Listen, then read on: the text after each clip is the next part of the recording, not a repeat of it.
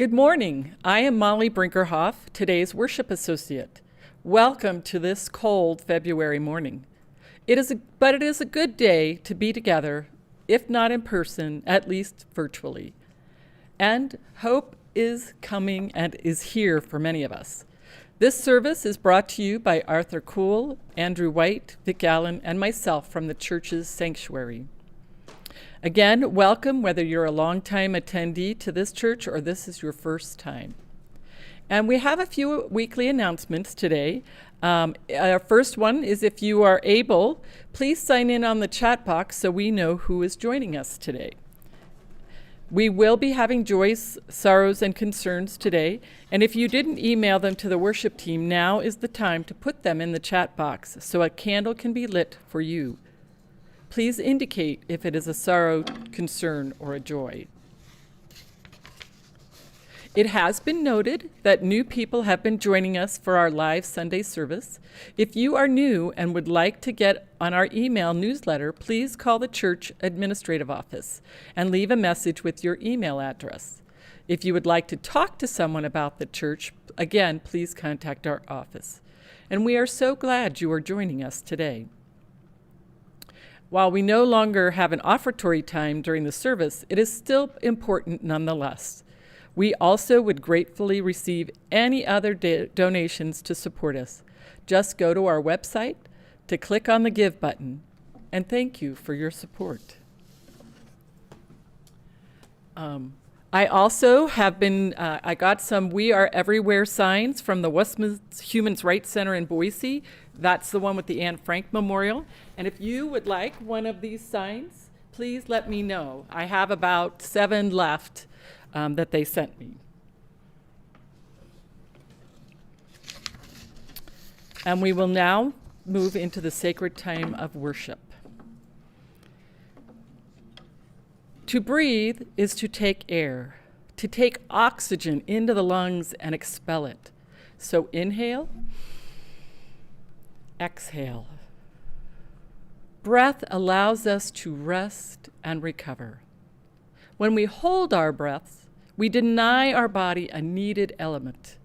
We tire and lose energy. Breathing freely provides relief from anxiety, tension, and pressure. So breathe easily, inhale, exhale, as I ring the peace bowl 3 times, and let go of that anxiety, tension, and pressure.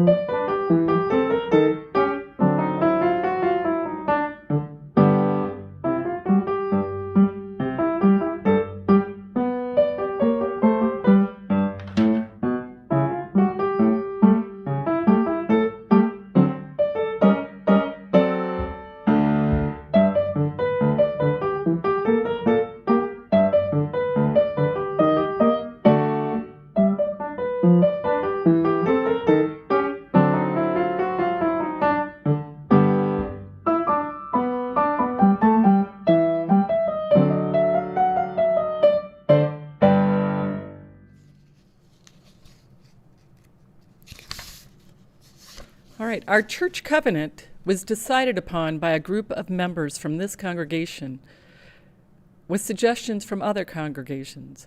Our covenant, along with our 7 Unitarian Universalist principles, is our guide to how our congregation will relate to each other and the world. Even though we cannot be together physically, I believe it is still important that we read our covenant together. So as I read our church covenant for us all, please recite it from home with me. Love is the spirit of this community, and service its law. This is our great covenant, to dwell together in peace, to seek the truth in love, and to help one another.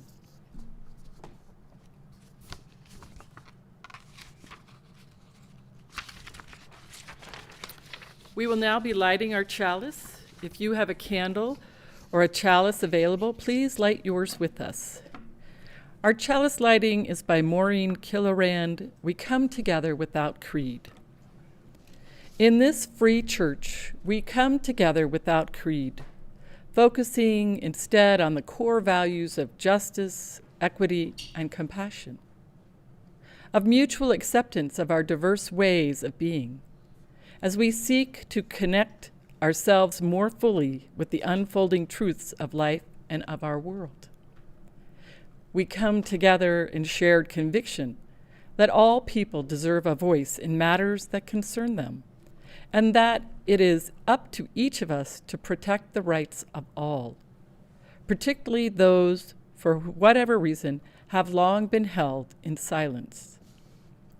We come together in the stubborn belief that community is possible and that peace is more than a dream.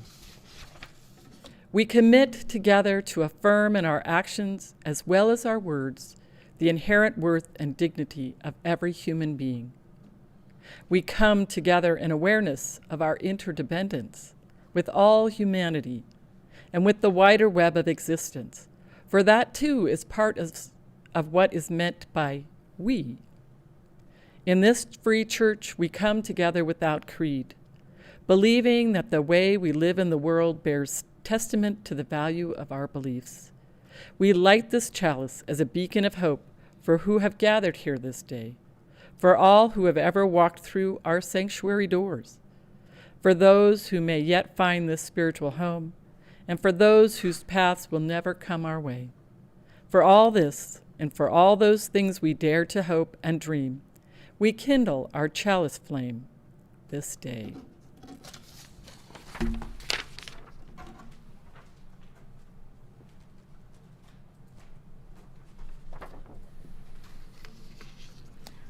Good morning.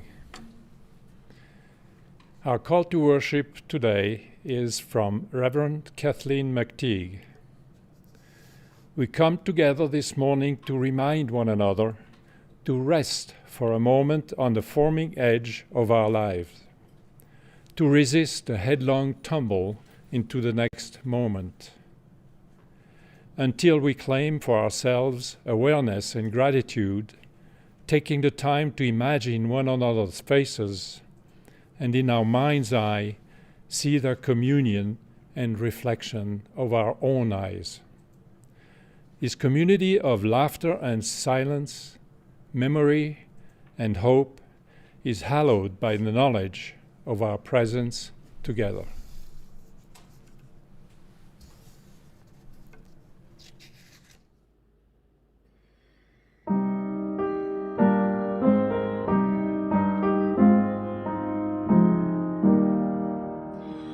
Be thou my vision, O God of my heart, not be all else to me save that thou art.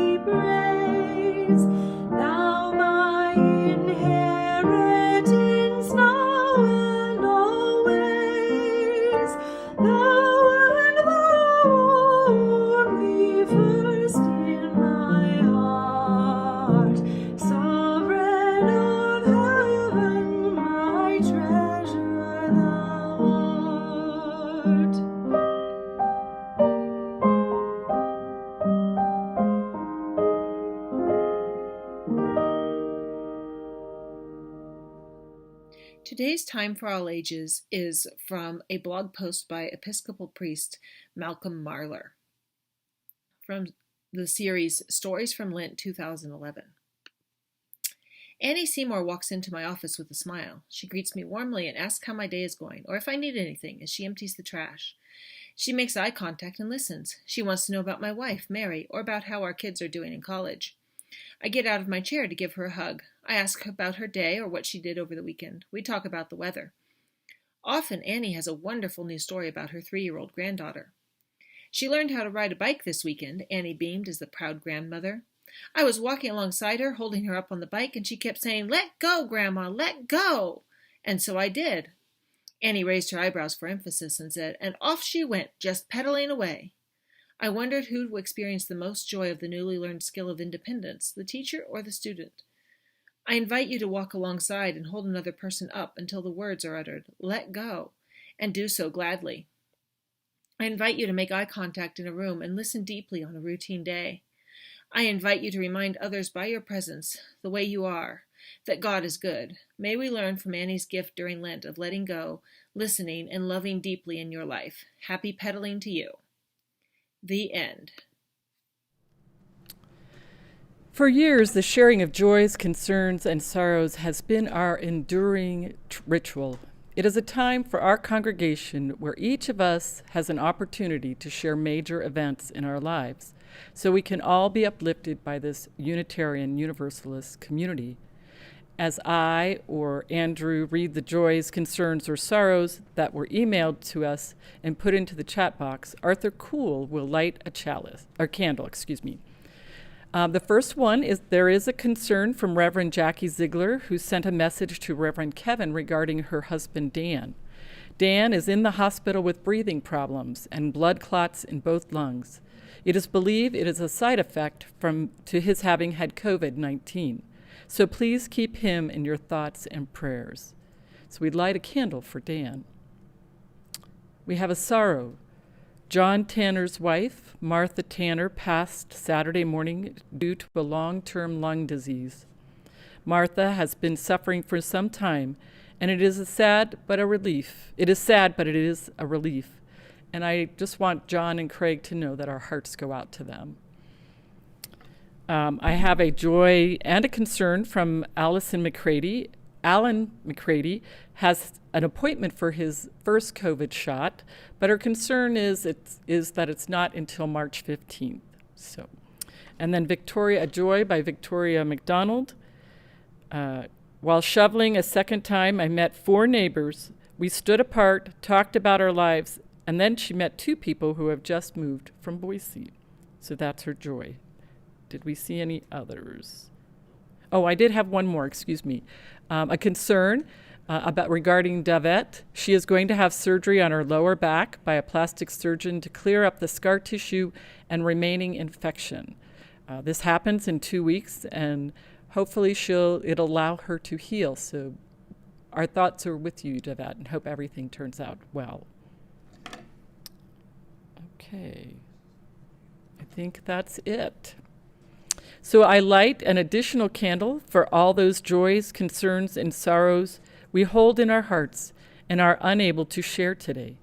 Stay healthy and strong, members and friends. Our UU community lifts up its love for each and every one of you.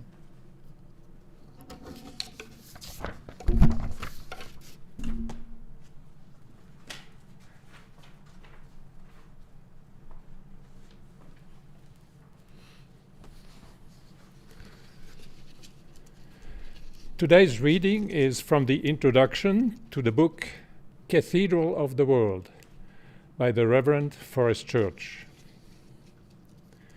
We are standing on the shoreline of a mountain lake, moonlight lapping against our boot tips, mesmerized by the golden carpet laid out over the water as if lowered from the heavens to meet us at the very place where we stand. Before us, along the moon's glorious trail, we can see all the way to the lake's rocky bottom. Above the sunken dead trees and branches, we watch the water dance and sparkle, a rack of moonbeams on each ripple's crest. Across the lake, where the moon is rising between the mountains, our path turns to liquid gold. Standing on the shore some distance to the right, a man contemplates the same view, yet appears to be shrouded in darkness. To our left stands a woman, her silhouette all but obscured by the blackness that envelopes her.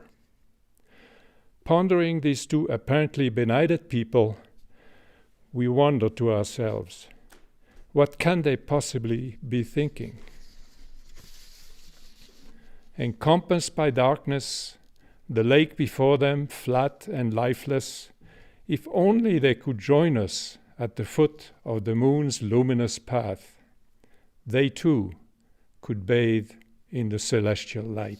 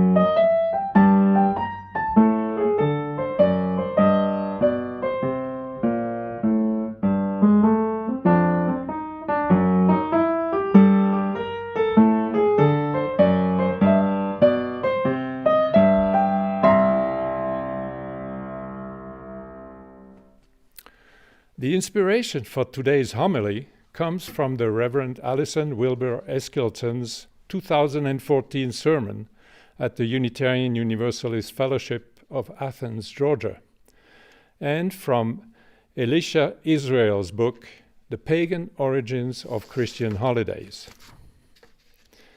Last week, two major traditional events took place in the Catholic world.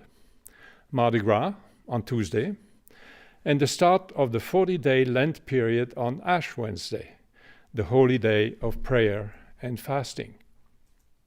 Of course, talking about Lent in a Unitarian Universalist church service may seem odd, especially since such a period of deprivation is not in our faith's tradition. As you probably know, it is a tradition of the Catholic Church that is observed in the period between Mardi Gras and Easter. It is a period of 40 days that is meant to mirror the 40 days and nights Jesus spent fasting and praying in the wilderness before starting his public ministry in Galilee.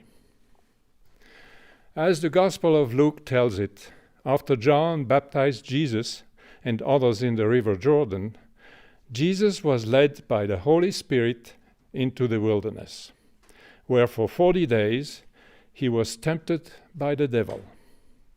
He ate nothing at all during those days, and when they were over, he was famished. The devil said to him, "If you are the Son of God, command this stone to become a loaf of bread." Jesus answered him, "It is written, one does not live by bread alone." The story continues with other temptations by the devil, but today we will stay with the fasting theme as a physical and spiritual discipline. We all know that Mardi Gras is celebrated with trumpets and parades down in New Orleans. They party hard for many weeks prior to Mardi Gras, what in English is called Fat Tuesday. New Orleans uses the French term Mardi Gras because it reflects the influence of French-speaking Roman Catholic settlers in Louisiana. In Italian and Spanish-speaking regions, the festivities are called Carnevale, possibly derived from the Latin carne, meaning meat, and levare, for leaving out. In the British Isles, it is called Shrove Tuesday, and in German-speaking countries, Fasching, Carnival, or Fastnacht. Carnival probably derived from ancient pagan pre-spring rituals of the Greeks and Romans. The ancient Greeks, for example, held feasts in honor of Dionysus, the god of wine, pleasure, and fertility. The Romans observed Lupercalia, a pastoral festival of ancient Rome held each year on February 15 to purify the city, promote health and fertility. As an interesting side note, the year after we moved to Idaho Falls 25 years ago, we had our own Mardi Gras parade with the Grand Marshal being none other than the late Miles Willard. Here were Miles and Virginia parading down Park Avenue in a horse-drawn open-top coach on that cold day in February. I included 2 pictures that illustrate that event. The one is of the Idaho Falls Jazz Band on a float, the other of a costumed woman, a friend of ours. For those who strictly observe Lent, Fat Tuesday is the last day of living life to its fullest, such as consuming rich, fatty foods and drink, a time to pig out and sin. Just like pagan festivals of old, Carnival is inundated with gluttony, drunkenness, and sexual debauchery. Perhaps the anonymity provided by the carnival masks influenced the excessive amount of sexual license. This licentiousness of this time could be, of course, not be Christianized, nor could these pagan carnivals be stamped out by the Roman Church. Eventually, however, Carnival was adopted by the Catholic Church and was connected to Lent as enjoyment followed by repentance.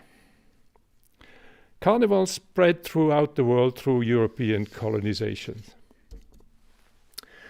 Mardi Gras was brought to North America by the French explorer Pierre Lemoine d'Iberville, who on March 2nd, 1699, led a party up the Mississippi River. On March 3rd, he set up camp on what is today Plaquemine Parish, southeast of New Orleans. He named the location Pointe du Mardi Gras, in honor of the festival that traditionally takes place in France on that date. Although New Orleans is most well known for its Mardi Gras celebration, many historians believe that the first one in North America to actually place in Mobile, Alabama.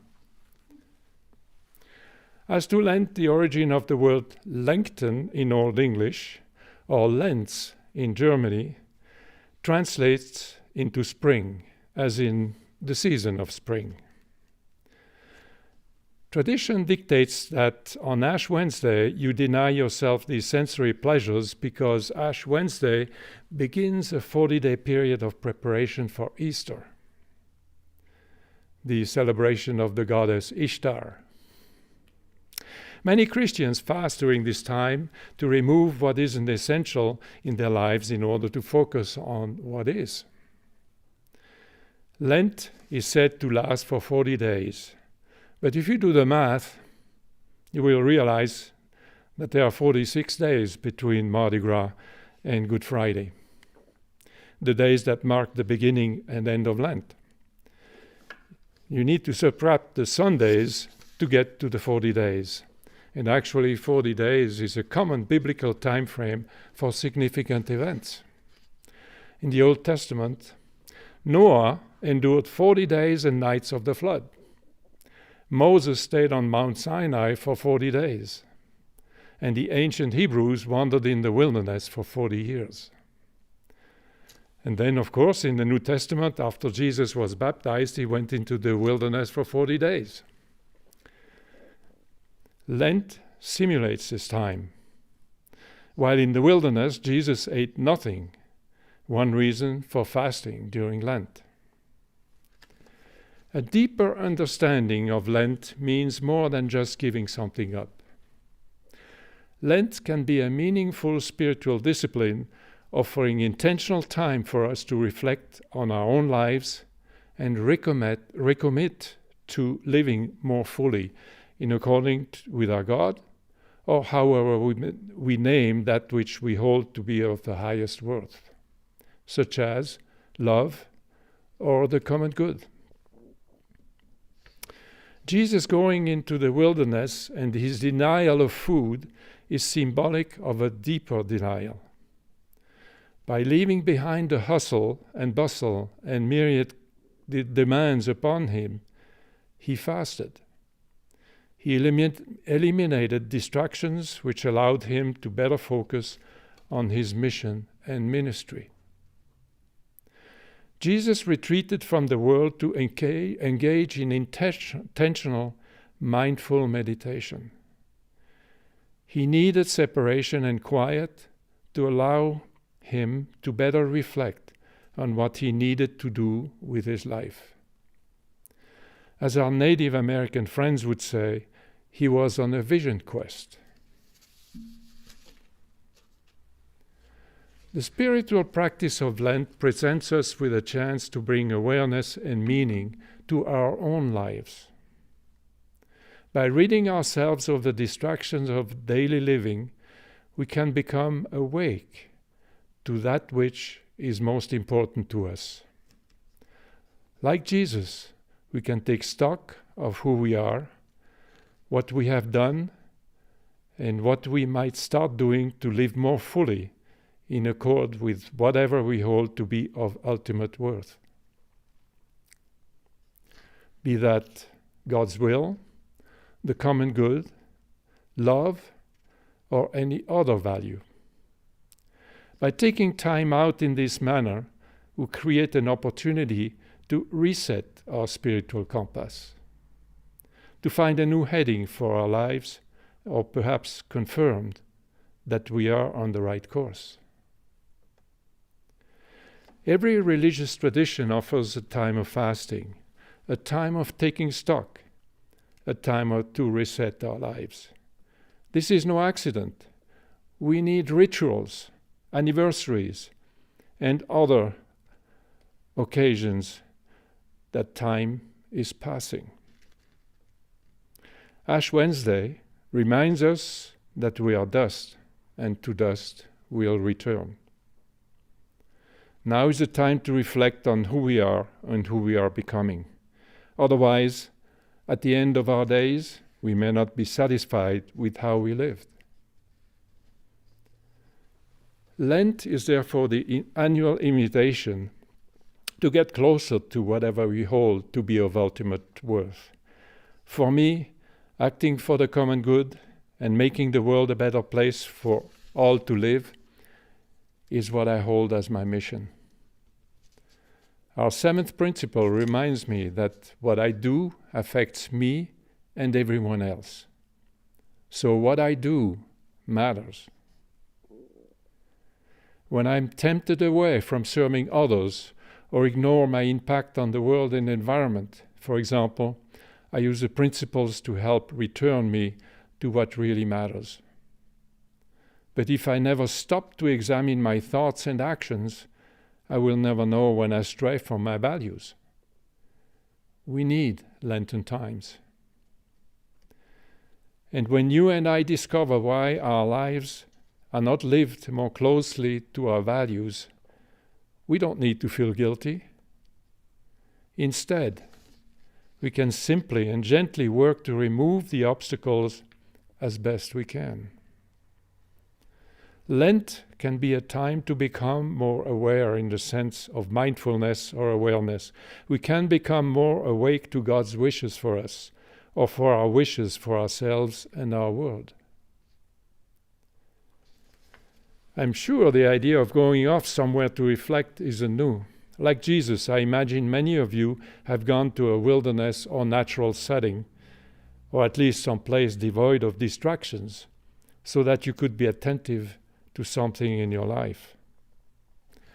And I imagine you have gone off by yourself simply to recharge your emotional batteries after a time of stress or in preparation of something important. Perhaps you have used that time to take stock of your life, or to rid yourself of temptations that keep you from realizing a particular goal. You and I may not be able to take off for a week or 40 days anytime soon, but I believe we can participate in our own Lenten discipline anyway. Some years ago, we saw a program on Idaho Public TV about a diet advocated by Dr. Michael Mosley called the Fast Diet. It was about intermittent fasting, such as reducing our caloric intake on 2 non-consecutive days each week. The thought was that since the evolution of Homo sapiens happened at the time when food was scarce, we are a product of millennia of feast and famine. The reason we respond so well to intermittent fasting may be because it mimics, far more accurately than 3 meals a day, the environment in which modern humans were shaped. Intermittent fasting can put us back in touch with our human selves. It is a route not only to weight loss, but also to long-term health and well-being. Scientists are only just now beginning to discover how powerful a tool it can be. As for religions, fasting remains an article of faith, as documented in Lent for Christians, Yom Kippur for Jews, Ramadan for Muslims, and new moon and full moon for Buddhists, for example. On a more spiritual note, I invite you to join me in a Lenten discipline of self-reflection. Between now and Easter, along the lines of a nightly prayer or meditation, take a few minutes before bedtime to reflect on your day. Ask yourself the following 3 questions. First, where did I see the face of love, compassion, or human goodness today? The same question can be asked from a different theological stance. Where did I see the face of God, the spirit of love, or holiness today? Then give thanks for that gift or blessing to the world. Second question, how did I contribute to greater love, compassion, or goodness today? Give yourself thanks for that gift.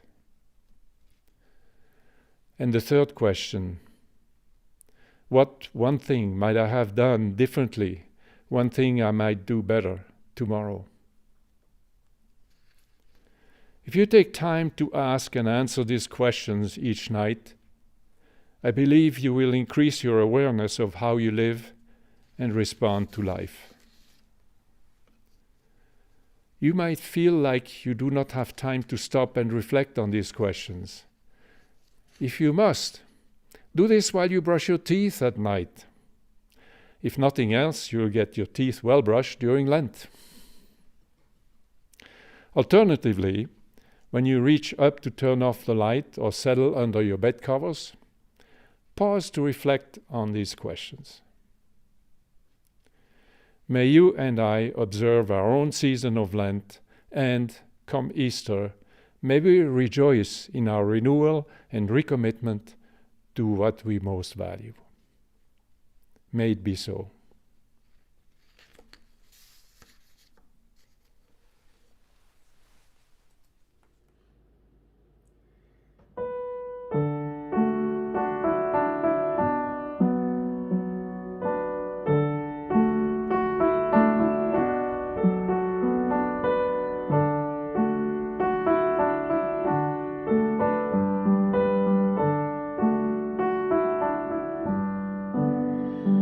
I know this rose will open. I know my fear will burn away. I know my soul will unfurl its wings. I know this rose will open. I know this rose will open. I know my fear will burn away. I know my soul will unfurl its wings. I know this rose will open. I know this rose will open. I know my fear will burn away. I know my soul will unfurl its wings. I know this rose will open.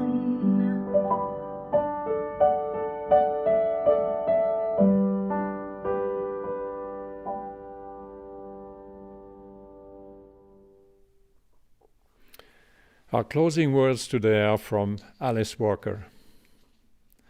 Here's the thing I believe. God is inside you and inside everybody else. You come into the world with God, but only those that search for it inside find it. And sometimes it just manifests itself even when you are not looking, or do not know what you are looking for.